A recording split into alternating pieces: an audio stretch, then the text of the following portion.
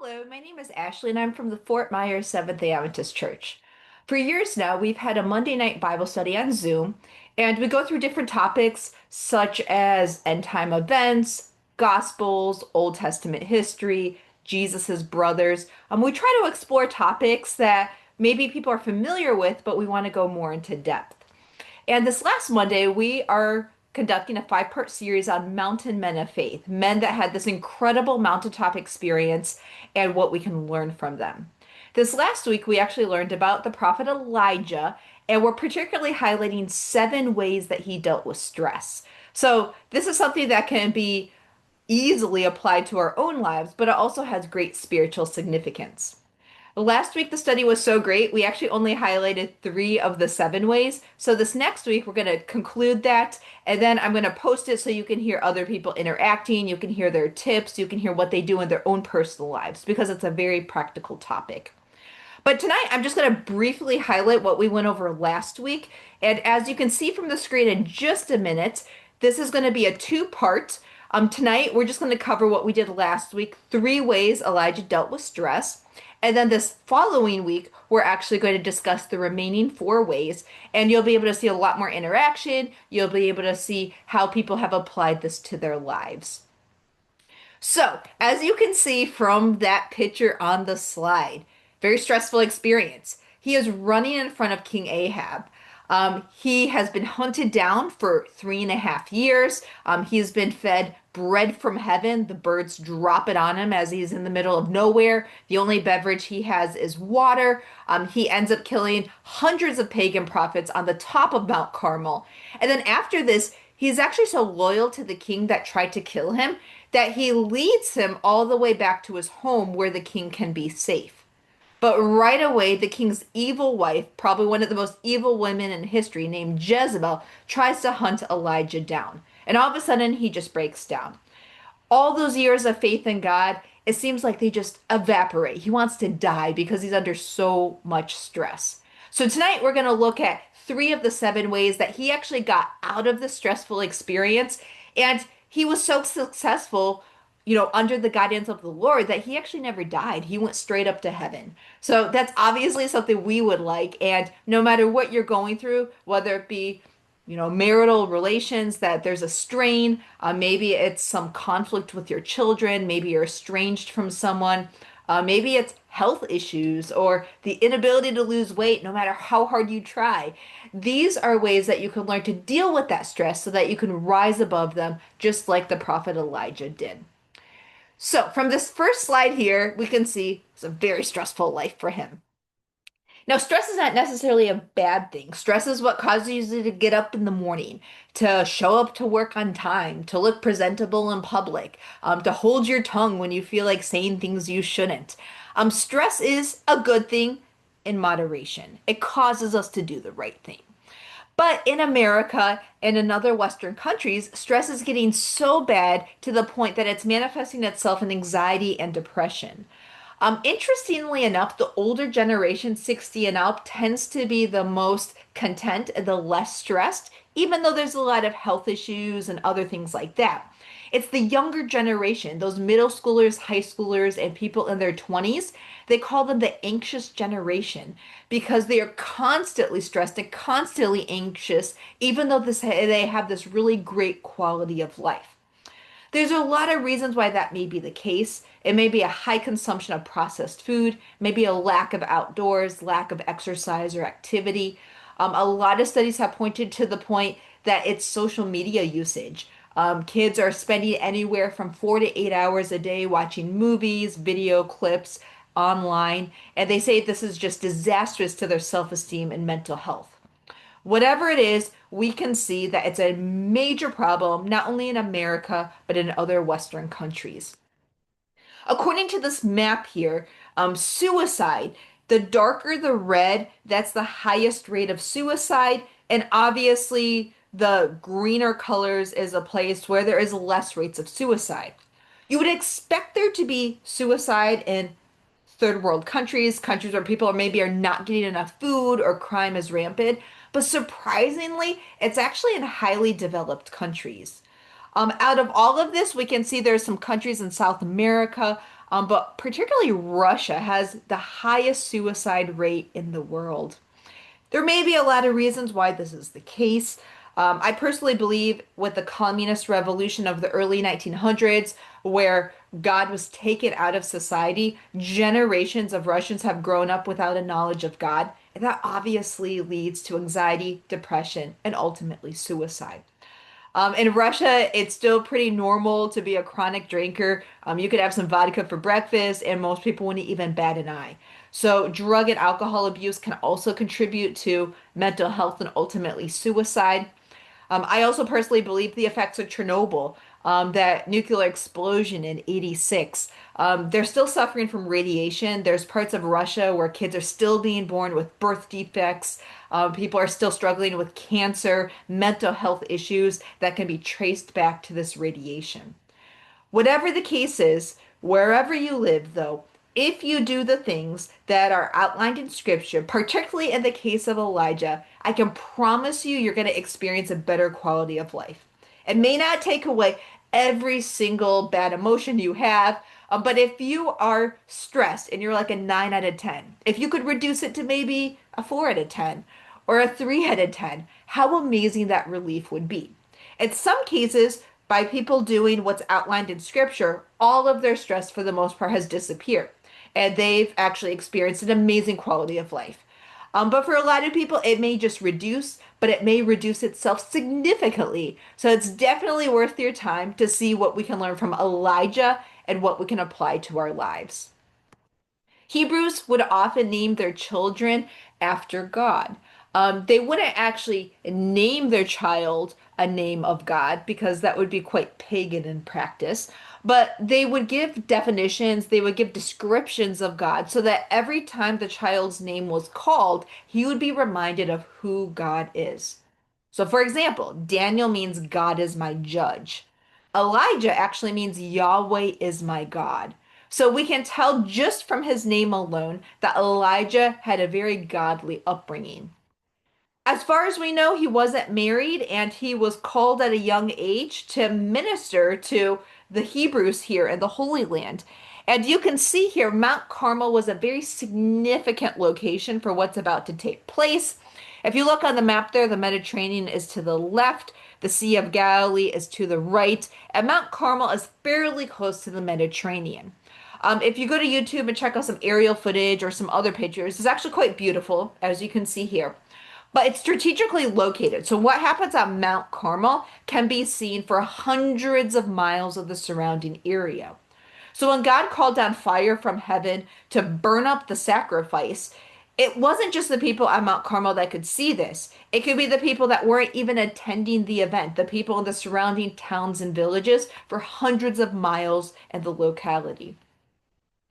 First Kings 19 gives a very graphic description of what happened in the aftermath because Elijah should have been on the spiritual high. Like God literally answered his prayer in front of hundreds, possibly thousands of people.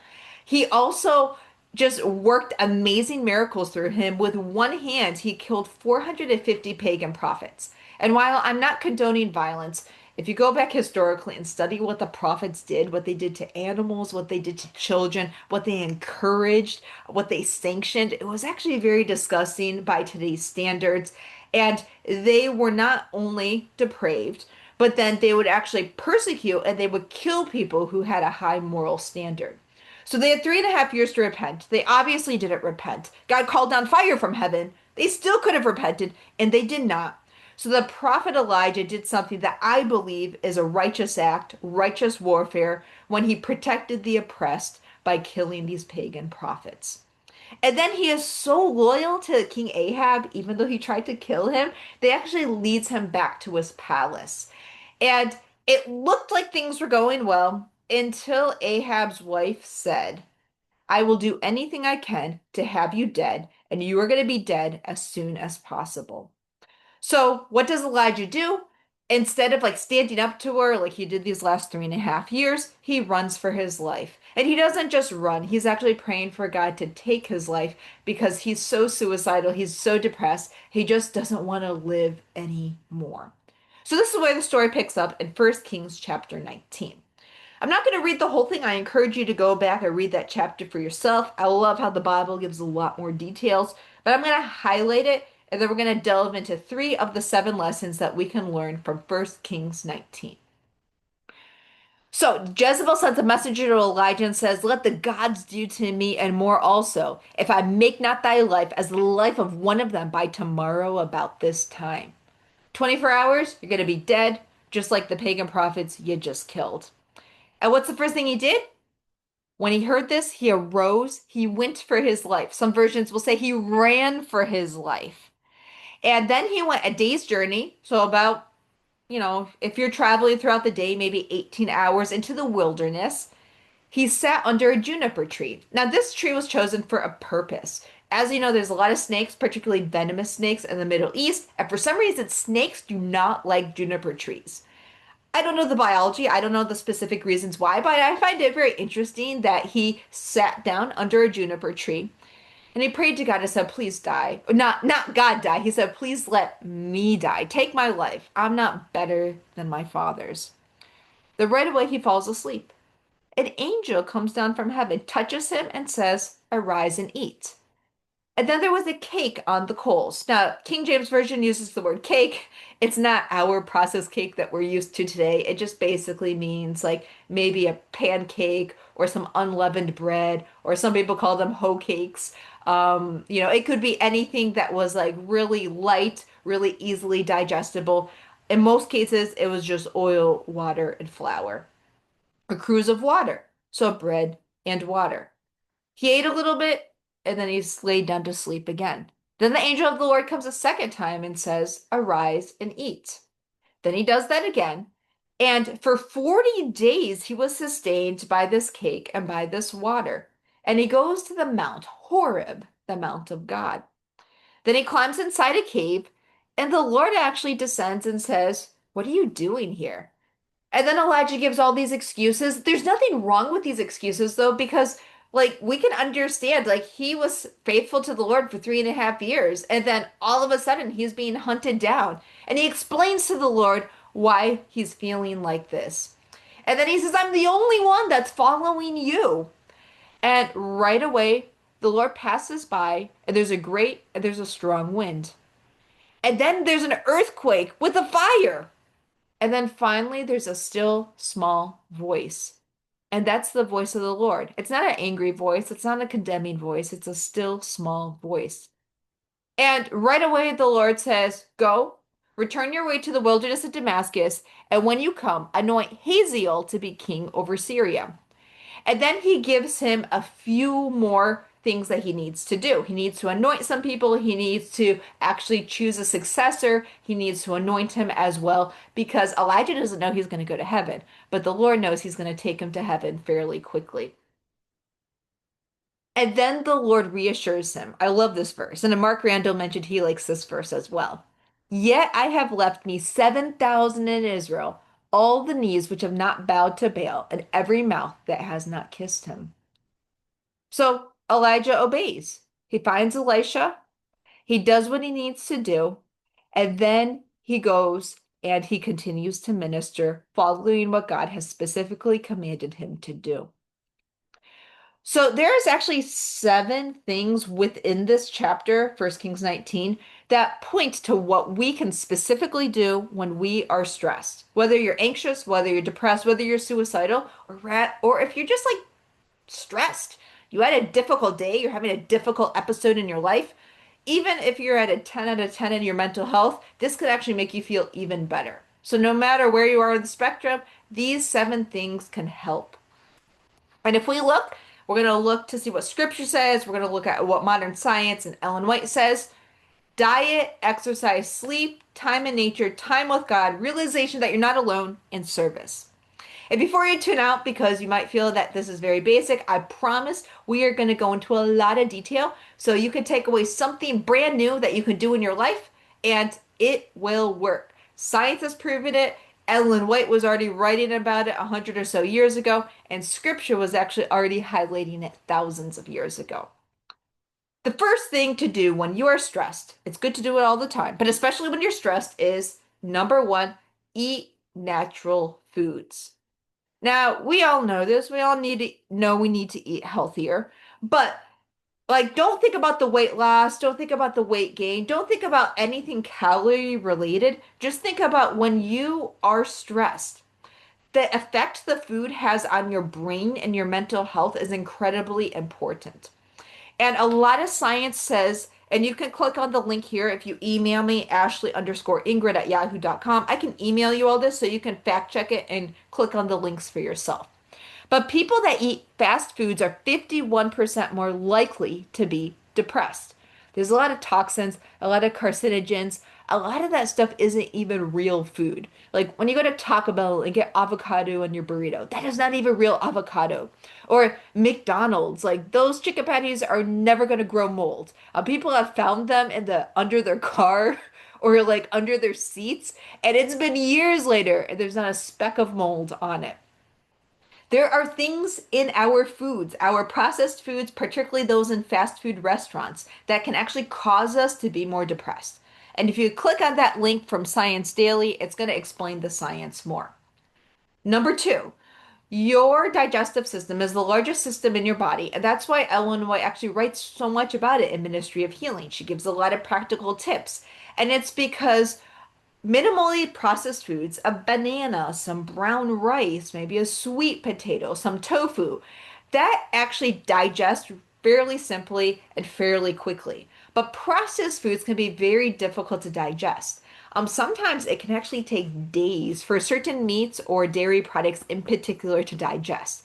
And even though you might feel fine, like the longer food is in your system and the more turmoil there is, even though you don't feel it, that can actually lead to impaired nerves and an overall restlessness. And if you're wondering, besides fast food, what are the four worst foods for stress, anxiety, or depression? It's number one, alcohol. It's going to feel good right away when you consume it. But for people that drink, you know that the next day your depression is worse, your stress is worse. Maybe your pocketbook hurts a little bit because you spent a lot of money. Maybe, your marriage is strained a little bit because you said some things you shouldn't.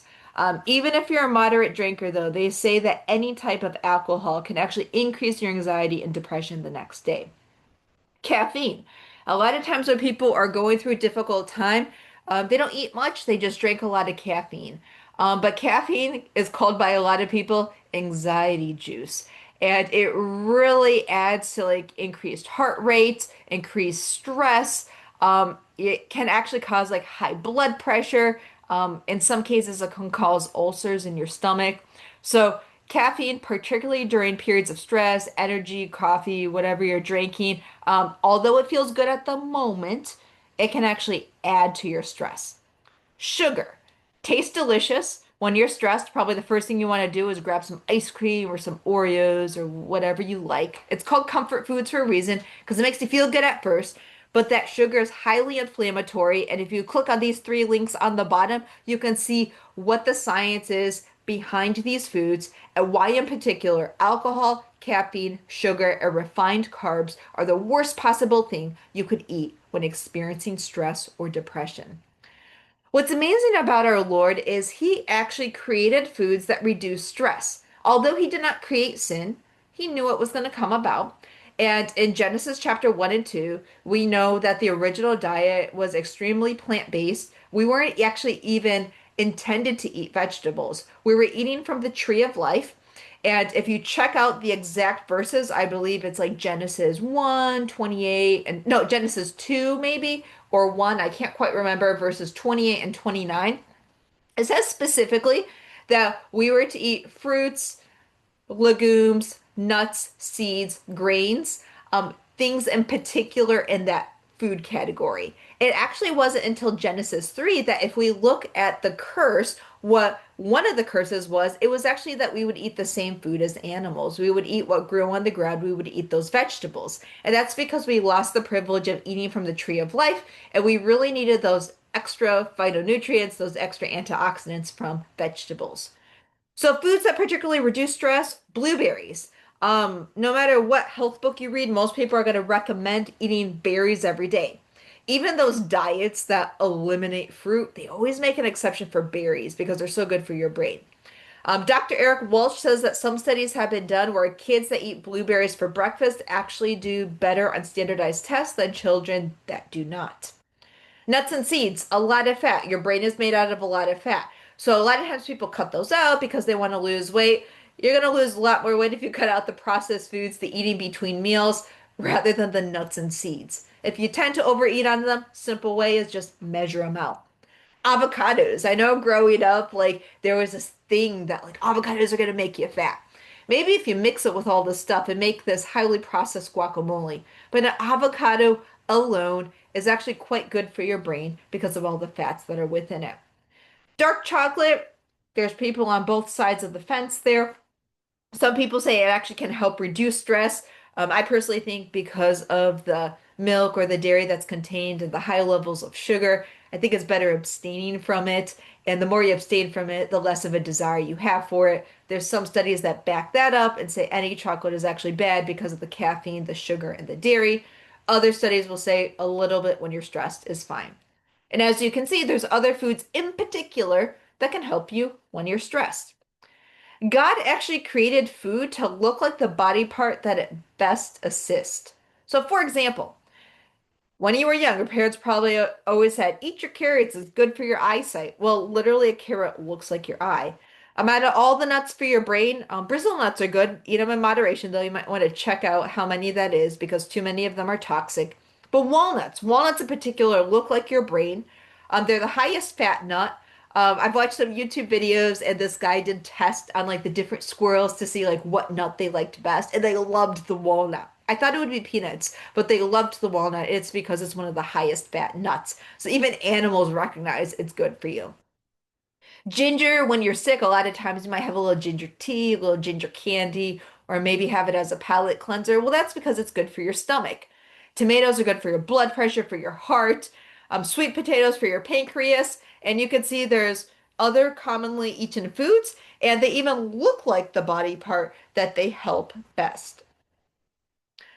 A lot of times people might peel their fruit or peel their vegetables, and because of all the toxins of the way they're grown, a lot of times that's necessary. But as much as possible, you want to eat that peel because just in an apple peel, there's 1,000 phytonutrients. So we live in a high protein society. I don't necessarily think that's a bad thing. I personally consume a lot of plant-based protein myself. But if you look at an apple, it actually doesn't have that much vitamin C, and it doesn't really have any protein. I mean, some apples might have three. This one in particular has zero. So a lot of people look at an apple and be like, oh, it doesn't really fit with my diet. It's too many carbs and enough protein. But an apple has over 1,000 phytonutrients in that peel. And that's why throughout generations, people have said an apple a day keeps the doctor away. So those fruits, those vegetables, those skins in particular are very, very beneficial and they can actually help reduce inflammation, reduce stress. Dr. McGregor has a daily dozen here. A lot of people like to just print it off and put it on the refrigerator. I was blessed to grow up healthy, so I don't necessarily, follow this checklist to a T. But for the most part, throughout the week, I'm eating all of those. If you don't eat nuts one day, but you eat them the next, that's fine. Ellen White talks a lot about this in her writings. It's just a general pattern. Like, you don't have to be neurotic and like eat this exact list every day. You just want a general pattern of eating these foods. A lot of people say eat the rainbow, so eat highly colored foods. A good rule of thumb is when you're looking at fruits or vegetables, the darker the color, the more antioxidants, the more phytonutrients. So out of all those lettuces, go with the darkest ones. Out of all the peppers, go with the darkest ones. But even if you're eating the light ones, it's still going to be better than not eating them at all. Veganism is highly popular right now, but there's a few drawbacks to that. A lot of those vegan foods, as you can see from the top, those fake cheeses, those fake meats, vegan ice creams and stuff like that, um, just treat them like a guilty indulgence, once in a while. Those stuff oftentimes has more sodium, more sugar, more saturated fat, and genetically modified ingredients than the regular junk food does. So sometimes, particularly if someone is trying to like lower their cholesterol or something, it might be a good alternative. But sometimes when we become vegan, we go to the opposite extreme when we consume a lot of these, and these can actually cause inflammation and mental health issues as well because of all the things that are in there. Also, they can kind of mess with your levels of satiety. Are you full? Are you not full? Sometimes you can eat a lot more. A bag of vegan potato chips is still a bag of potato chips. So sometimes these are also difficult for the body to digest. And like what we talked about before, they still are a processed food. So when you're going through a period of stress, try to eat simply. For some people, they might even fast. I have a difficult time with that, but try to eat extra simply. And you will notice you will think clearer, you will sleep better, you will actually have more energy in some cases. And in all cases, your stress will reduce either a little bit or extensively to the point where you might not have any stress at all. A lot of people think eating natural foods is very time consuming and very expensive, but even if you eat organic, like if you are healthy in your habits, you're not going to be eating in between meals. You're not going to be like ordering a pizza and have DoorDash every day and things like that. It's actually a lot cheaper in the long run. And you don't have to spend hours of food prep in the kitchen. I know like a lot of men and women like this. It's like therapeutic, it's relaxing for them. I personally don't. I like foods that can be literally created in 2 minutes or so. So these are foods that are not going to take long at all. You can do like a breakfast bowl, like an oatmeal bowl there. You can do like an Asian bowl. A lot of people call them power bowls. You could do Indian food fairly quick. Put that tofu in the air fryer. Maybe mix in some pre-made Indian curry sauce. You can do your research to see which ones are healthier. And mix in some vegetables, and you're done. It literally just took a few minutes. You can get a rice cooker. You could get a crock pot, a what do they call them? I can't remember. It's like the power pressure cookers. All of those can help make your food prep very easy. And as you can see, it's very attractive as well. And you'll get to the point where you will actually want to eat these natural foods because you're feeling better and you like the effect they have on their body.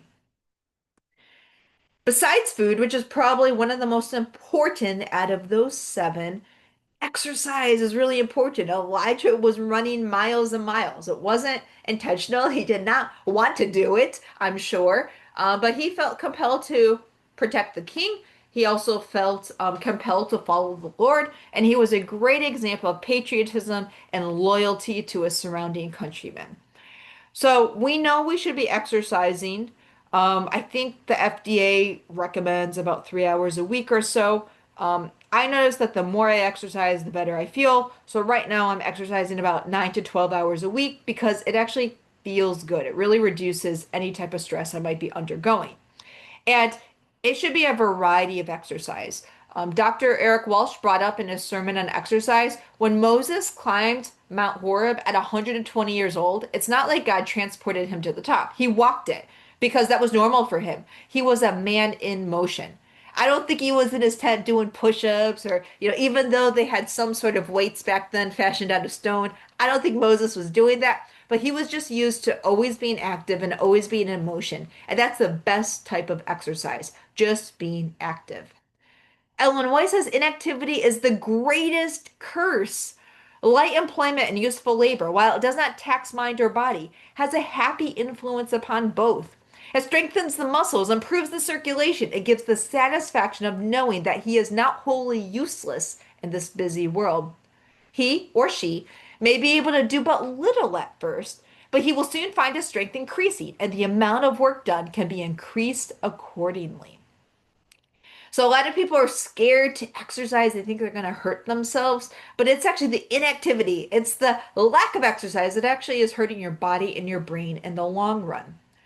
And there's multiple reasons why anxiety helps your stress, your anxiety, depression. It diverts you from the thing that you're worrying about.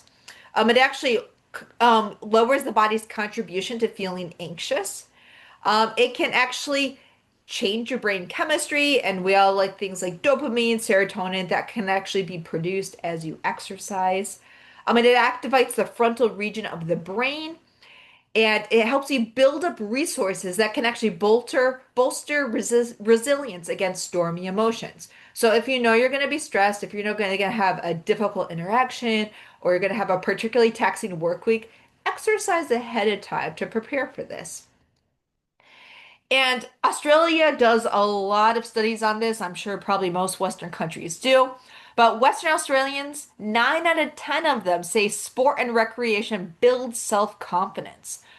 We live in a society where a lot of people suffer from lack of self-confidence. Maybe they feel overlooked. Maybe they feel lonely. Maybe they feel overweight. And 9 out of 10 people who actually have a regular physical activity routine, whatever that may be, feel better about themselves.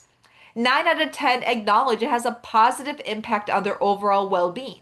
It benefits their marriages or their work or just like their productivity. 3 out of 4 say sport and recreation helps people feel part of the community.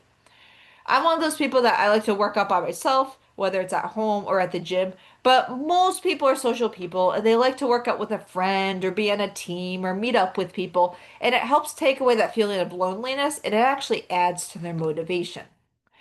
So a lot of people wonder what exercise is best. The prophet Elijah actually ran, and he probably ran full speed for that time. A lot of runners love this. They experience runner's high, and that's why once you start running, it tends to be a lifelong habit. But maybe you're not really attracted to running. We all can walk. Even if you're in a wheelchair or a walker, some of you may not know this, but I had brain surgery a few years ago, and where they did the brain surgery, I actually lost the ability to walk. I had no muscle memory and I had no knowledge of how to walk. So I had to spend a month in a hospital in Miami. I also had to spend another month in the rehab branch of another hospital in Naples, and they had to work with me to train me how to walk. At first, it was nothing. I would just fall over. That's why they had to have two people assist me. And then I got to the point where I was using a wheelchair. And even though I technically wasn't walking, you could still like roll yourself around. That would be exercise. And then I got to the point where it was a walker. And at first, it's a little embarrassing. But then you realize like you want to get better. So there's times where I've gone around the neighborhood in my walker, or I went all over the hospital in my walker. And sometimes it was as simple as just walking to the nurse's station, and I would just like exert all this energy and be sweating bullets. My husband would have to assist me, would have to sit down, rest, come back to the room. It was hard at first, but then it got to the point where I could walk normally again. And even though I was balance issue, it got better and better. And eventually it got to the point where I could progress to other activities and other forms of exercise that I'd always wanted to do that I just couldn't do. But start with walking. Ellen White says it's the best exercise. People that walk for about an hour a day, they find that it actually helps them lose weight. So some people are genetically predisposed to putting on weight. Some people it's just through bad habits. Maybe some people it's through the aging process. But if you're walking an hour a day, you're probably not going to be that overweight. A lot of people crave chocolate. For some reason, it tends to be women. I know in our household, my husband has great self-control, but chocolate is something I generally consume right away when it's gifted to me. So if you have a sweet tooth, 15-minute walk can actually curb your craving for chocolate. This is all taken from Harvard Health. You can check out the link at the bottom. Both, as you know, men and women can get breast cancer, but any type of physical activity can blunt the risk of breast cancer.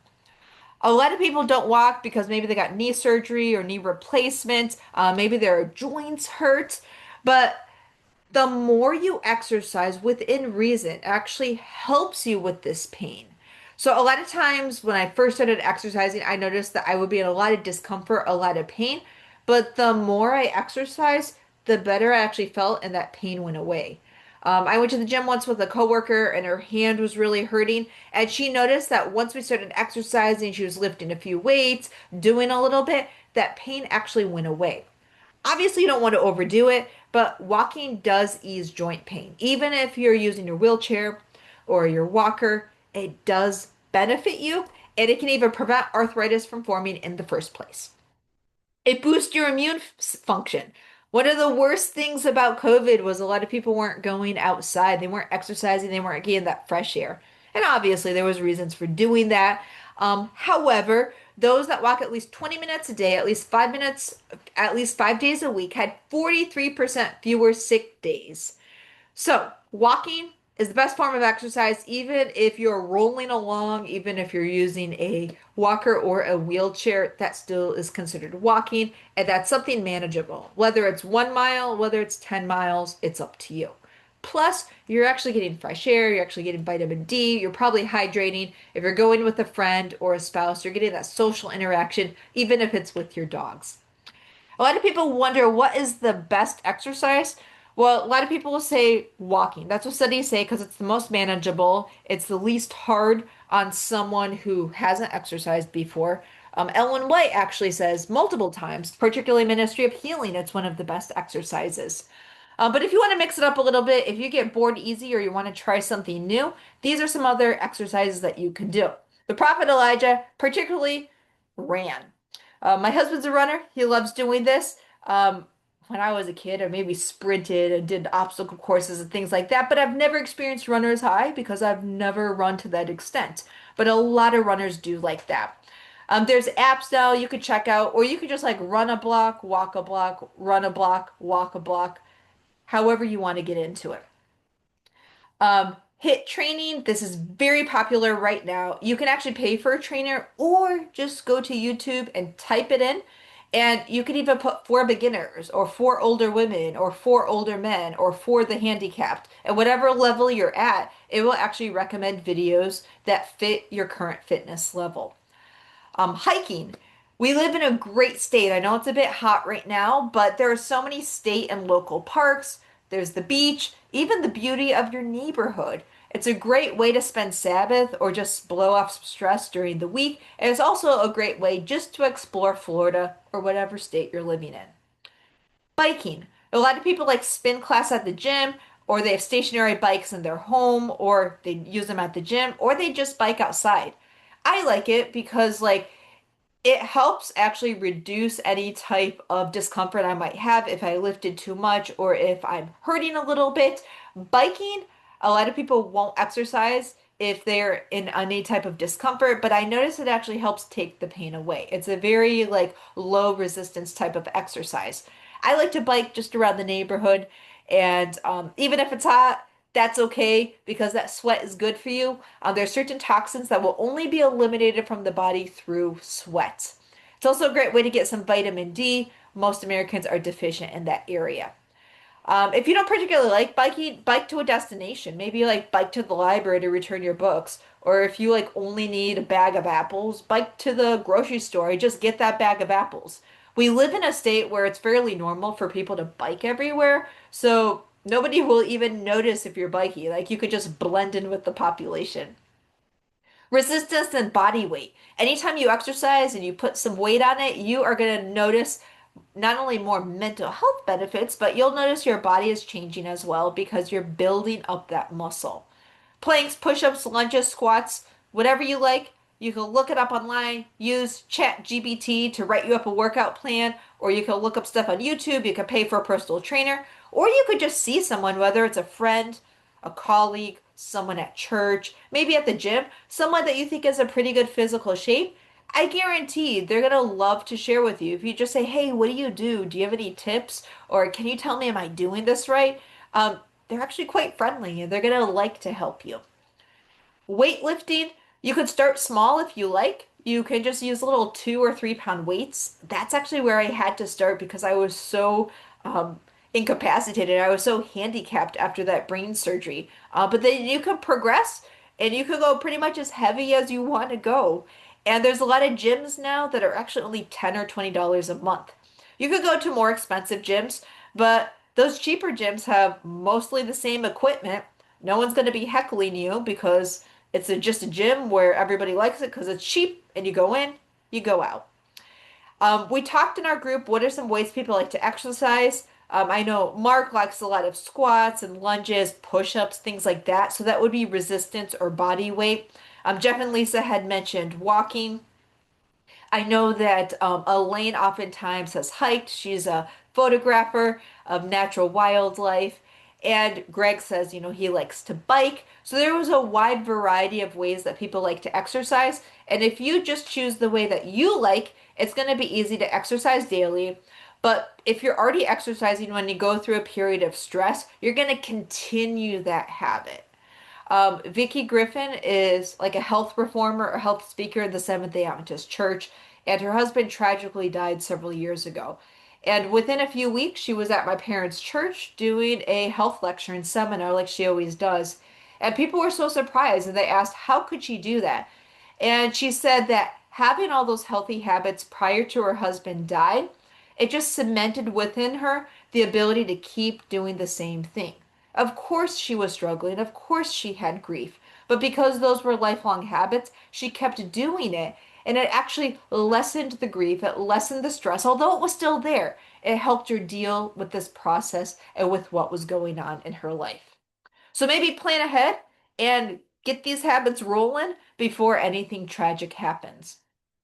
So you want to eat as natural as possible. Number two, you want to exercise as much as possible. And number three, get quality sleep. Ellen White, 100 or so years ago, was telling us sleep is worth far more before than after midnight.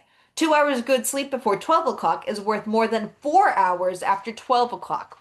The number of hours of sleep generally needed varies with circumstances. The average is 7 to 9. One's best sleep is with the stomach practically empty. What's amazing is that science actually backs this up now. If you sleep 6 hours, but you sleep from 12 to 6, your quality of sleep is going to be a bit different than if you start sleeping at 9 o'clock. A lot of times people eat and they go to bed shortly thereafter, but a good rule of thumb is don't eat after dark. For me, I like my last meal to be really light, maybe a protein shake and some fruit because I wanted to digest quick so that I'm going to bed with a stomach that's practically empty. You're going to sleep a lot better and you're actually going to wake up with a lot more energy. You're going to be able to pop out of bed and exercise or worship or do what you want to do because you're not like feeling heavy from all that food that was digesting all night long. So, a lot of times people take naps throughout the day. Totally understandable, especially if you're not sleeping well. But generally, if you're getting good sleep, which is the point, which is the goal here, you won't need those naps throughout the day. And a lot of times people are finding that they need to reduce that screen time. A good rule of thumb is no screen time after dark, or maybe no screen time 2 hours before you go to bed, because that blue light can be actually wreak havoc on your circadian rhythm. What you can also do is just have some devotional time before you go to sleep. Read the Bible, pray. It helps you calm down. It helps you get ready for a good night's sleep. One of the supplements I like that has multiple benefits, but one of the benefits is magnesium glycinate. It actually helps just like reduce your stress level. Some people take it throughout the day, but I, like some other people, have found that if you take two before you go to sleep, it doesn't necessarily put you to sleep, but it like kind of calms you down. So if you wake up during the night, you're not angry about like why you're waking up. You notice that you actually go to sleep a lot quicker because for some reason it has a very positive impact on your nerves. A lot of Americans are also deficient in magnesium, so this is an easy way to get some in that's also going to benefit your sleep. Shakira had actually mentioned she makes like a little turmeric drink with some almond milk and excuse me, not turmeric, nutmeg.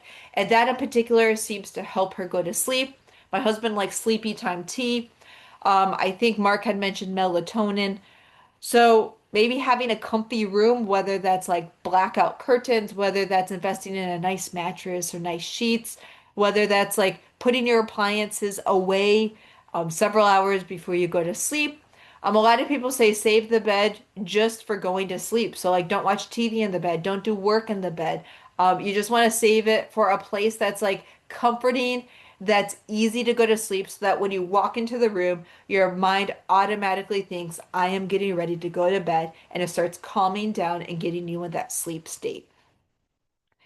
And number four, the last one that we'll close on, and then next week we're actually going to pick up with three more tips, is getting outside in nature. So most Americans are actually vitamin D deficient. There's been a few times I found that I was deficient, which is crazy because I live in Florida. I shouldn't be deficient. So you can actually take, Sue had recommended a Whole Foods has a sublingual bottle, droplets you could put under your tongue. But most of us just going outside for a few minutes a day or throughout the week will actually help us get enough vitamin D.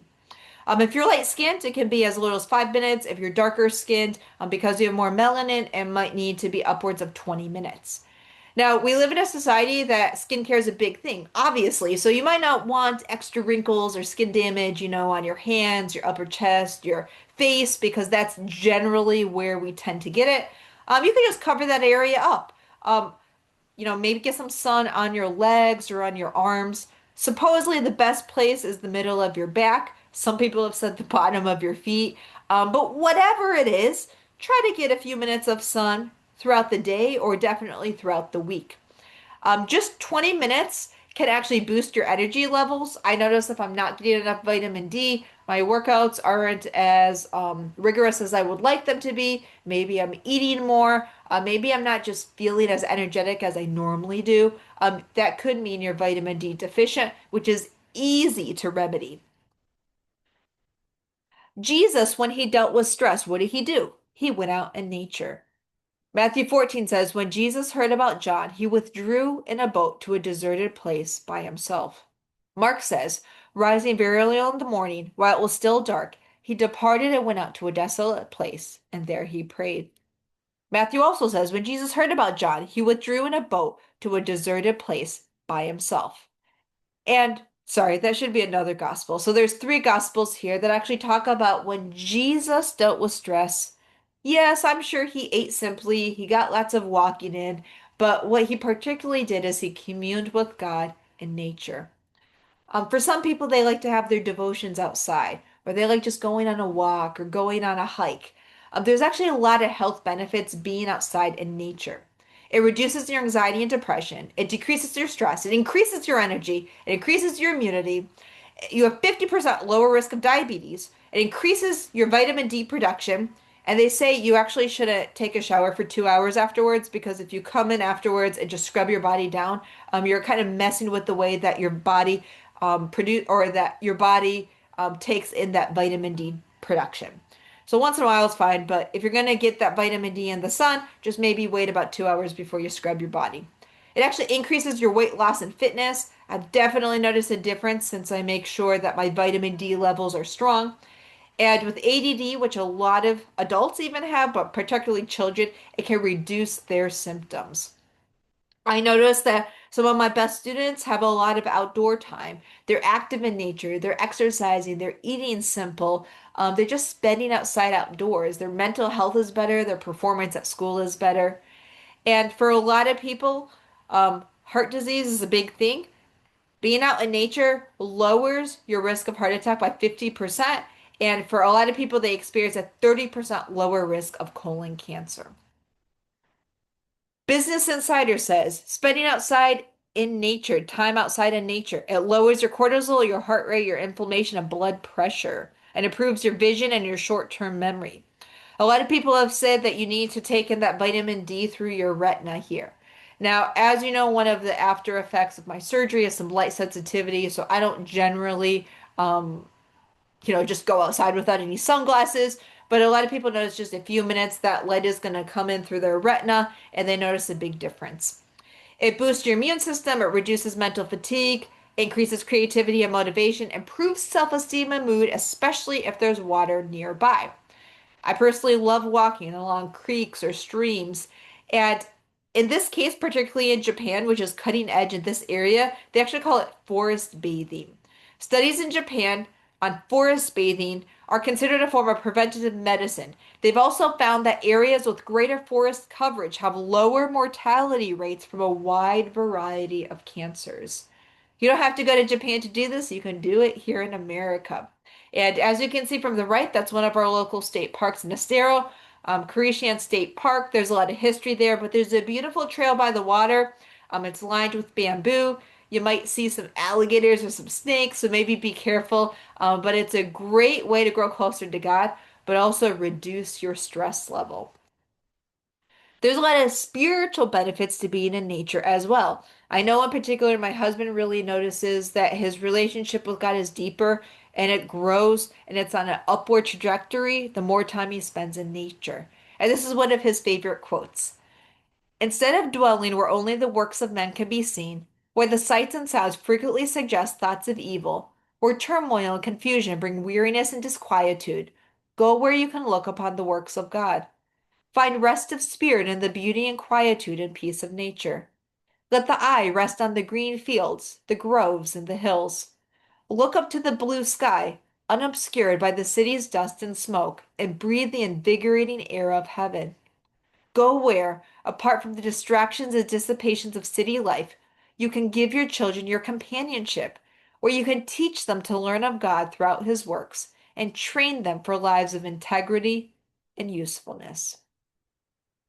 So, as we conclude this study, I encourage you this week, even if you're not experiencing stress, try to eat more plant-based foods. Try to eat more natural foods. It's good for your brain, it's good for your body. Number two, exercise more, whatever that may mean for you. 5 minutes, 10 minutes, several hours, divide it up throughout the week. Eric Walsh is a doctor, and he also preaches a lot in end time events. And in his sermon on exercise, he says you can divide it up. 5 minutes walking here, 15 minutes here, 20 minutes here. It has the same impact on your brain and body than if you just walk 30 minutes in a row. So maybe try some new exercises, utilize ChatGPT, YouTube, a friend, try something new. Number three, besides exercise, besides diet, is actually trying to get better sleep. So, whatever that might mean for you, trying some of these supplements or maybe putting away some appliances. And number four, spending more time in nature. I know it's super hot right now, but generally it's not as hot in the morning, it's not as hot in the evening. But even if it's hot, you can take a shower afterwards. I know ideally if you want that vitamin D to process like it should, you probably shouldn't be scrubbing for 2 hours afterwards. But even if you do, it's okay. Any vitamin D, any time in nature is better than nothing at all. Next week, if you choose to tune in, there'll be some group interaction. We're going to talk about how to spend daily time with God, just like Elijah did. We're also going to talk about realizing you're not alone. Elijah thought he was the only one, and God said, I have 7,000 that haven't bowed the knee. And lastly, serving others. We know it's something we need to do, but when we're stressed, it's the last thing we want to do. But that could be the very thing that reduces your stress and pulls you out of that depression. So thanks for staying with us. I know I talk a lot and I know I have a lot of information and sometimes I just spit it out, but this is such an important topic. And I guarantee if you just do one or two or three of these things, you are actually going to experience better mental health this week. And as we're going to learn next week, the end result was actually Elijah being translated, never dying. Or in these last days, we would like to be translated as well. And these are some things that we could do to just purify the heart, the mind, the body, and the soul. And it's going to be beneficial to us. We're going to have a better quality of life just because of these seven simple things that we can learn from the prophet Elijah. So thanks for joining. I hope you have a wonderful week. Best wishes and prayers as you try some of these new things. Thanks again.